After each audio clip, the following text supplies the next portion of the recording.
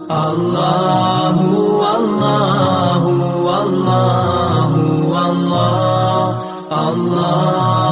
اللہ جن کے پاس بہت زیادہ جائیداد ہے وہ کیتھولک چرچ والوں کے پاس ہے، وہ نمبر 1 پہ۔ دوسرے کون ہے مجھے نہیں معلوم، تیسرے نمبر پر یہ وقف جائیداد ہے، اتنا بڑا سرمایہ ہے۔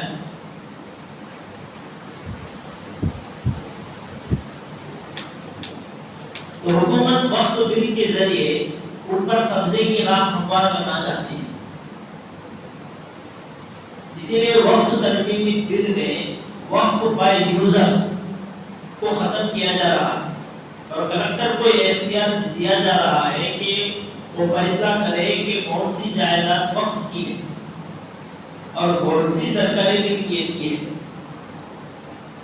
اسی طرح وقف جائیداد کے اندراج کی بات بھی وقف ترمیمی بل میں موجود ہے، اور تمام اوقاف جائیدادوں کو 6 مہینے میں اندراج نہ ہونے کی شکل میں ان پر بھی خطرے کی تلواریں لٹکا دی جائیں گی۔ اسی طرح وقف بورڈ میں مسلمان ممبران کے علاوہ غیر مسلم ممبران کے اضافے کی بات بھی لکھی گئی ہے۔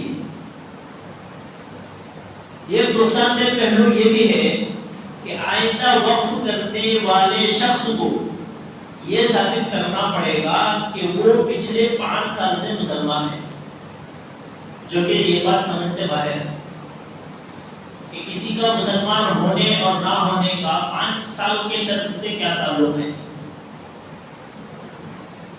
اور اسی طرح کی کئی چیزیں ایسی ہیں جن کے پیش نظر صاف محسوس ہوتا ہے کہ وقف ترمیمی بل پرانی وقف جائیدادوں پر قبضے اور نئے اوقاف قائم کرنے کے سلسلے میں مشکلات کھڑی کرنے کا باعث ہے، اور مسلمانوں کے فائدے کے نام پر لایا جانے والا یہ وقف بل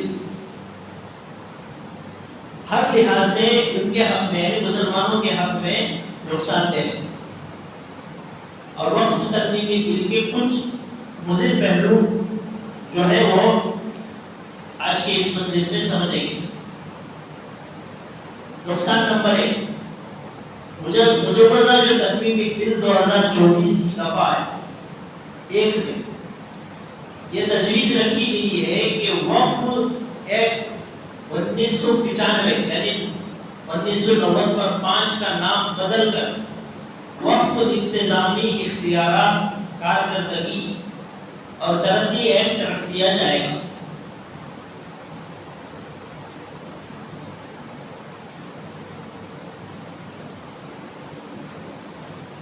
یہ طویل نام لوگوں کے ذہن و دماغ سے وقف کی اوجھل اور بے اثر کر دے گا، اس لیے مختصر وقف ایکٹ کے نام میں تبدیل نہ کی جائے۔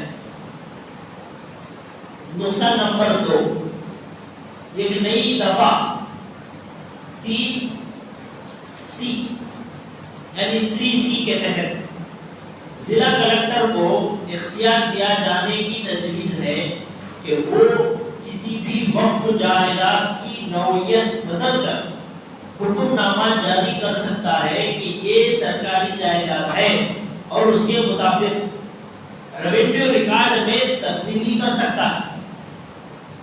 اس کے بعد ریاستی حکومت وقف بورڈ کو حکم دے گی کہ اس جائیداد کے اندراج کو اوقاف کے رجسٹر سے خارج کر دے۔ اس تجویز سے وقف کی جو املاک ہے، ملکیت ہے، سرکاری تحویل میں چلی جائے گی۔ نقصان نمبر 3، موجودہ وقف ایکٹ کے دفعہ 9 کے تحت مرکزی وقف کونسل میں 14 ممبر ہوتے ہیں LSL، اور ان کا مسلمان ہونا ضروری ہے، اس لیے کہ یہ جو وقف ہے یہ سرمایہ مسلمانوں کا ہے، تو لازمی طور پر اس میں کیا رہیں گے، تو ممبر مسلمان ہی رہیں گے۔ لیکن اس 2024 والے بل میں مسلمان کی شرط ہٹا دی گئی ہے اور ممبروں کی تعداد 14 کے بجائے 23 کر دی گئی ہے۔ اس میں بھی 2 غیر مسلم ممبر کا ہونا لازم کیا گیا ہے۔ اس طرح مسلم وقف سے مسلمانوں کی تعداد کم ہو جائے گی۔ نقصان نمبر 4، مجوزہ بل میں وقف کے مرکزی انچارج جو خود چیئرمین ہوں گے، ان کے علاوہ 3 پارلیمنٹ کے ممبران کا بھی مسلمان ہونا ضروری نہیں ہے، جبکہ ہندوستان کی مختلف ریاستوں میں ہندو املاک کی تحفظ اور انتظام کرنے والوں کے لیے ہندو ہونا لازم ہے۔ یہی ضابطہ وقف میں لاگو ہونا چاہیے۔ نقصان نمبر 5، موجودہ ایکٹ کے دفعہ 14 کے تحت صوبائی وقف بورڈ میں 7 سے 11 تک ممبران ہوتے اور ان سب کا مسلمان ہونا ضروری، لیکن ابھی جو 2024 جو بل میں مسلمان ہونے کی شرط ختم کر دی گئی ہے، 2 ممبروں کا غیر مسلم ہونا لازم قرار دیا گیا ہے۔ نقصان نمبر 6، موجودہ ایکٹ کے تحت ممبروں کا تقرر الیکشن کے ذریعے ہوتا، لیکن یہ جو 2024 بل میں ممبروں کا تقرر الیکشن کے بجائے صوبائی حکومت کی نامزدگی کے ذریعے ہوگا۔ نامزدگی کی تجویز غیر جمہوری بھی ہے اور مفاد عامہ کے خلاف بھی ہے۔ نقصان نمبر 7، موجودہ ایکٹ 2024 دفعہ 23/1 کے تحت صوبائی وقف بورڈ کا ایک چیف ایگزیکٹو آفیسر ہوتا ہے جس کا مسلمان ہونا لازم ہے، پہلے سے ایسے چلنے کا۔ وہ ریاستی حکومت کے ڈپٹی سیکریٹری سے کم مرتبے کا نہیں ہوتا۔ یہاں بھی مسلم کی شرط ہٹا دی گئی اور ڈپٹی سیکریٹری کی جگہ کہا گیا ہے کہ چیف سیکریٹری کے عہدے سے کم نہیں ہوگا۔ ظاہر ہے اس عہدے کے مسلمان آفیسر کامیاب ہوں گے۔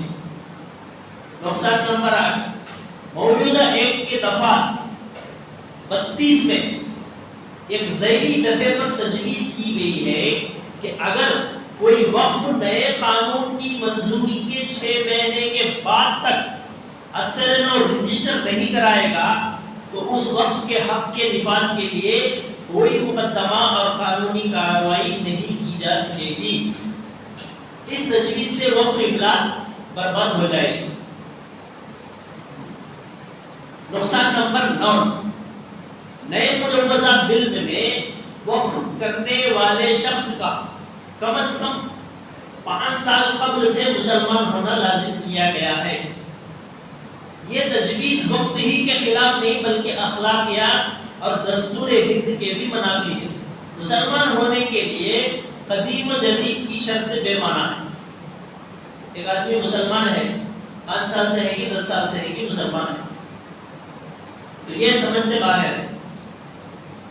نقصان نمبر 10، وقف ترمیمی ایکٹ 2024 میں یہ تجویز ہے کہ وقف سروے کمشنر اور اسی طرح ایڈیشنل ویسٹرن سروے کمشنروں کے عہدے ختم کر کے جن اوقاف کا سروے مطلوب ہے ان کا دائرہ اختیار ضلع کلکٹر کو دے دیا جائے گا۔ سمجھ میں نہیں بات ہے؟ اور کلکٹر اس سروے کو ریاست کے قوانین محصولات کے مطابق انجام دے، اور وقف سروے کی جو میعاد ہے اس کو ختم کرنے کی بھی تجویز ہے۔ یہ تجویز وقف کی حفاظت کے لیے نقصان دہ ہے۔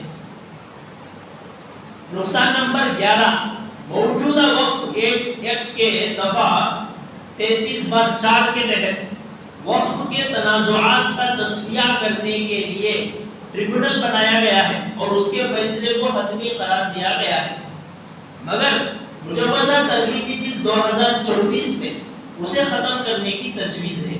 اس سے وقف کی جائیداد کا تحفظ مشکل ہو جائے گا اور ناجائز قبضہ باقی رہے گا۔ نمبر 12، موجودہ ایکٹ کے دفعہ 61A کے تحت وقف بورڈ کے فیصلے کی تعمیل نہ کرنے پر متولی پر جرمانہ عائد کیا گیا، یہ پہلے سے ہے، اور اس مجوزہ بل میں اسے بھی ختم کرنے کی تجویز ہے، اس سے احتسابی نظام ختم ہوگا۔ پہلے ہی مساجد کے جو ذمہ دار احباب ہیں، معاف کرنا اگر کسی کو تکلیف ہو، لیکن ضرورت ہے، وقت کا تقاضا ہے، اس لیے بولنا پڑ رہا ہے۔ ویسے تو مسجد کا جو سرمایہ ہے، مال ہے، وہ اپنے آپ پر جو ہے جو ذمہ دار احباب ہیں وہ اپنا سرمایہ سمجھتے ہیں، اگر ایسا کر دیے بولے تو پورا ان کا خاندان قبیلہ اسی میں قیامت تک جیتا رہے گا۔ نقصان نمبر 13، مجوزہ 1 کے دفعہ 104 کے تحت جو شخص مسلمان نہیں ہے وہ بھی مسلم وقف بورڈ میں حصہ لے سکتا ہے، مگر مجوزہ ترمیمی بل 2024 میں اس کو بھی ختم کرنے کی تجویز ہے۔ نمبر 14، مجوزہ وقف 1 کے دفعہ 107 کے تحت اوقاف کی جائیداد کو لمیٹیشن 1 سے مستثنا رکھا گیا تھا تاکہ وقف کی جائیداد پر قدیم و جدید سارے قبضے ختم کرائے جا سکیں، لیکن یہ جو مجوزہ ترمیمی بل ہے اسے بھی حذف کر دیا گیا ہے۔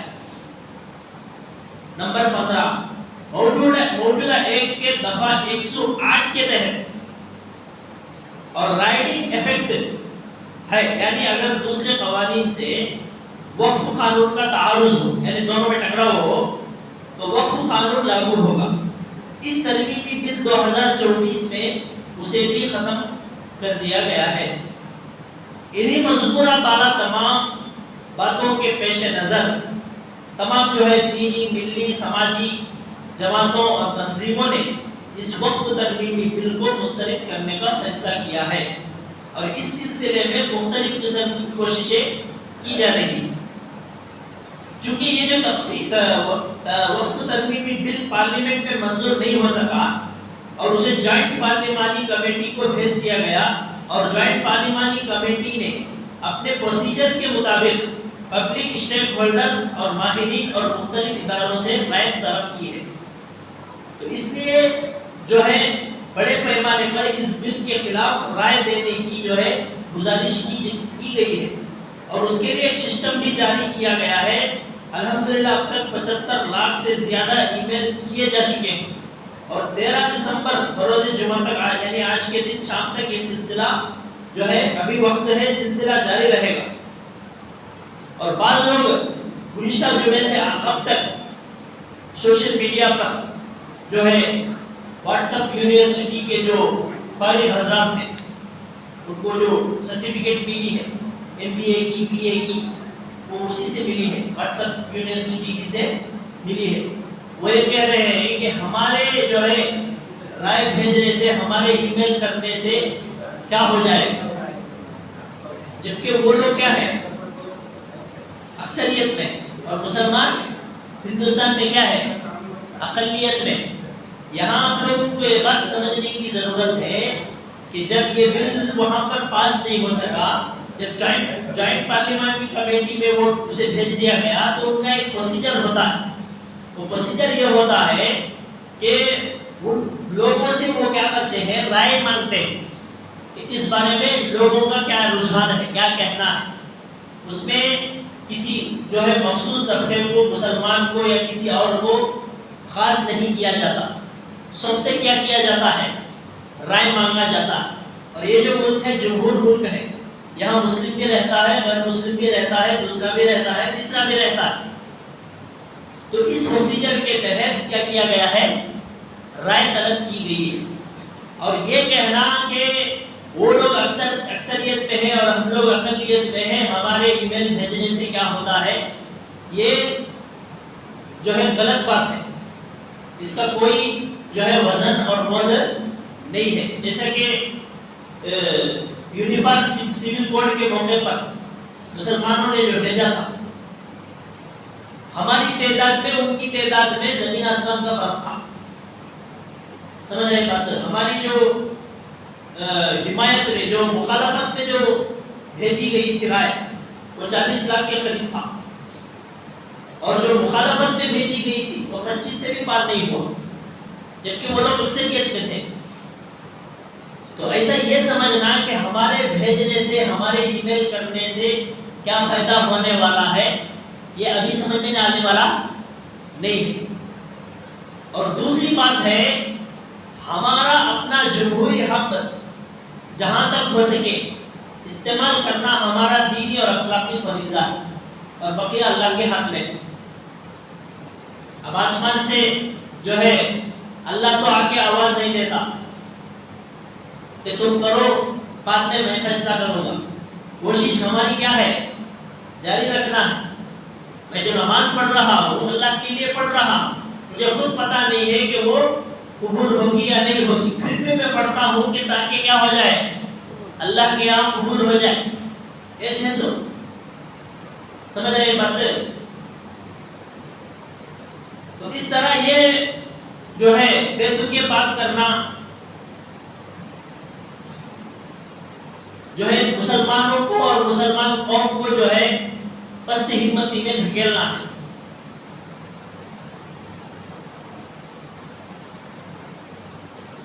اور اسی طرح یہ بات بھی ذہن میں رکھنے کی ہے کہ ایسا ضروری نہیں ہے کہ مسلمانوں کی رائے کم ہے اور برادران وطن کی رائے بڑھ جائے.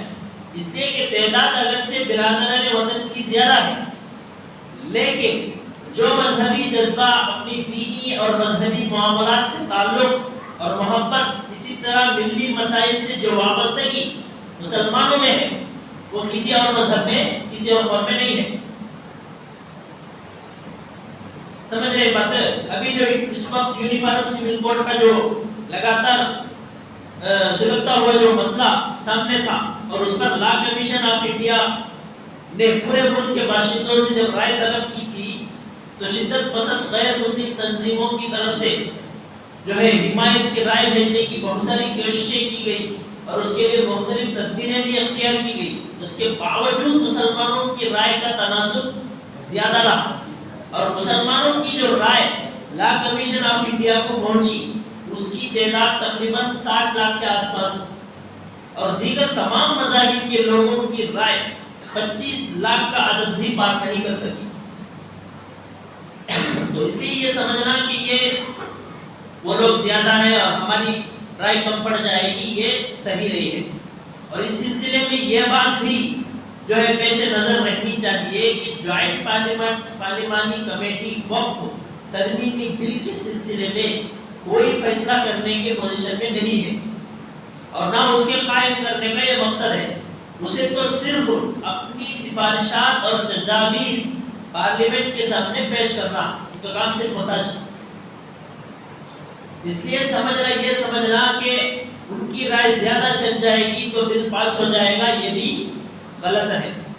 ہاں، اگر مسلمانوں نے بڑے پیمانے پر رائے دی اور اس ترمیمی جو ہے اس وقت ترمیمی بل کی مخالفت کی، جیسا کہ وہ پچھلے ایک ہفتے سے کر رہے ہیں، تو جوائنٹ پارلیمانی کمیٹی سمیت حکومت اور ملک کے باشندوں پر یہ بات واضح ہو جائے گی کہ مسلمان اس سیاہ بل کے خلاف ہیں. سمجھ رہے ہیں بات. اس لیے اب بھی ہمارے پاس آج کے شام تک وقت ہے. جو ابھی تک نہیں بھیجے ہیں یا جن کو طریقہ معلوم نہیں ہے، باہر نمائندے بھی ہیں، ان کی مدد سے آپ لوگ بھیج سکتے ہیں. اسی طرح گھر میں جو مستورات ہیں، اور دوسرا اسی طرح آج کل کا تو زمانہ ہر فرد کے ہاتھ میں موبائل ہے، تو جو ہے اسکین کر کے بھیجا جا سکتا ہے.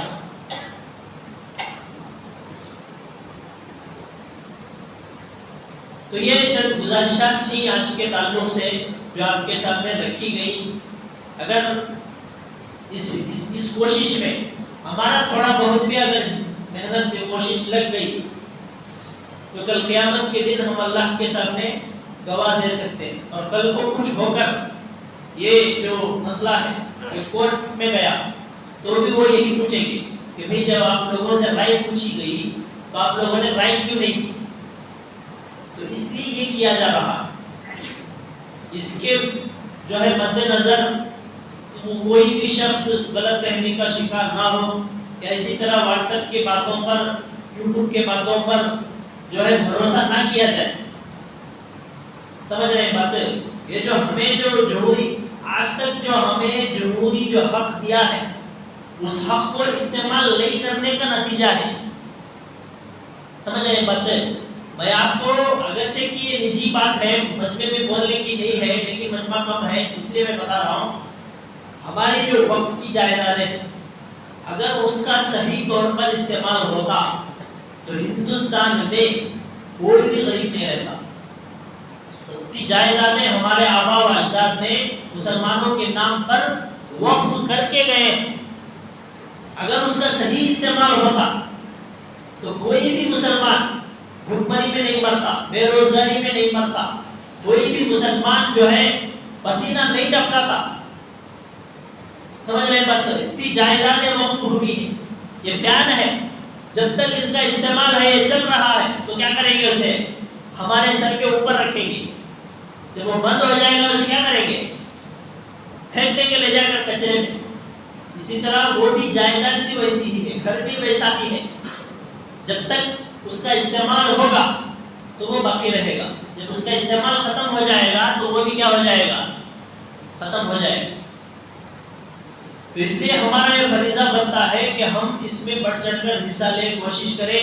اور اب تک جو بھی جن کو معلوم نہیں ہے یا بھیجنے کا طریقہ معلوم نہیں ہے ان کو سمجھائیں, بتائیں. ابھی شام تک کا وقت ہے, تقریباً 6 بجے تک.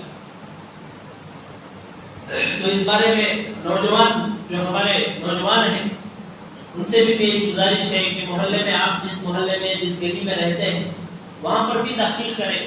بہت سارے ایسے گھر ہیں جن کو معلوم نہیں ہے یا جن کو بھیجنے کا طریقہ معلوم نہیں ہے, ان کو بتائیں, ان کی مدد کریں اس معاملے میں, تو بہت سارا فائدہ ہوگا. کریں گے نا انشاءاللہ. اللہ ہم سب کو عمل کی توفیق نصیب